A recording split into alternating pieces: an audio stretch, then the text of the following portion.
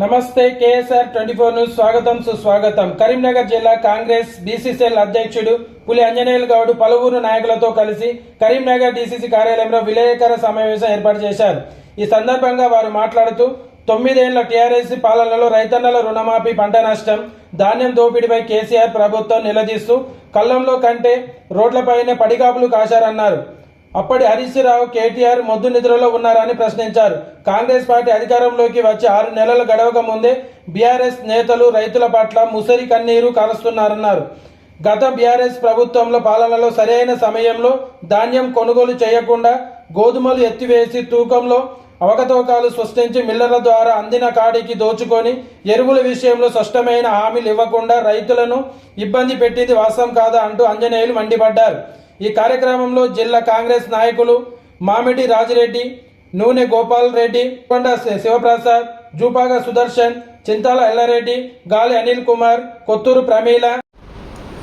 హరీష్ రావు గారు నిన్న చొప్పాని నియోజకవర్గం జగిత్యాల జిల్లాకు రావడం జరిగింది. అక్కడ ఉన్నటువంటి కుప్పలను పరిశీలిస్తూ సరైనటువంటి విధంగా ఇక్కడ కొనడం లేదు అని వారు ముసలి కన్నీరు కారుస్తూ ఉన్నారు. వాస్తవంగా ఇప్పటి వరకు ఎక్కడ ఐకేపీ సెంటర్లు కావచ్చు, సహకార సంఘాలు కావచ్చు, ఏదైతే మన యొక్క కాంగ్రెస్ ప్రభుత్వం వచ్చిన తర్వాత ఎక్కడ కూడా సంచి బరువు కంటే 1 కిలో కూడా ఎక్కువ దొరకకుండా ఈరోజు మా యొక్క ప్రభుత్వం జోపుతా ఉందని కూడా ఈ సందర్భంగా తెలియజేస్తా ఉన్నాను.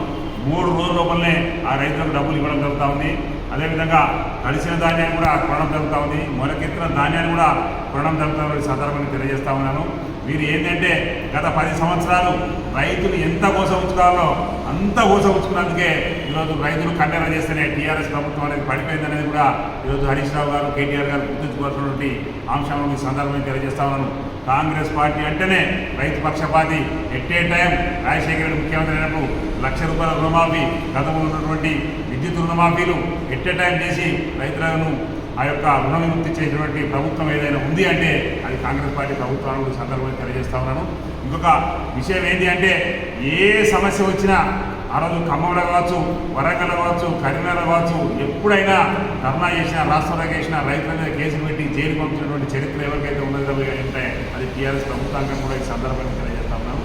ఇంకొక విషయం, ఈరోజు బీజేపీ ద్వారా చూసినట్టయితే నిన్న మన కిషన్ రెడ్డి గారు మాట్లాడుతూ సోనియా గాంధీని యొక్క కార్యక్రమానికి ఎందుకు పిలుస్తూ ఉన్నారు అంటే జూన్ 2 అనేది 10 సంవత్సరాలు అయింది. తెలంగాణ ఇచ్చినటువంటి దేవత సోనియా గాంధీ.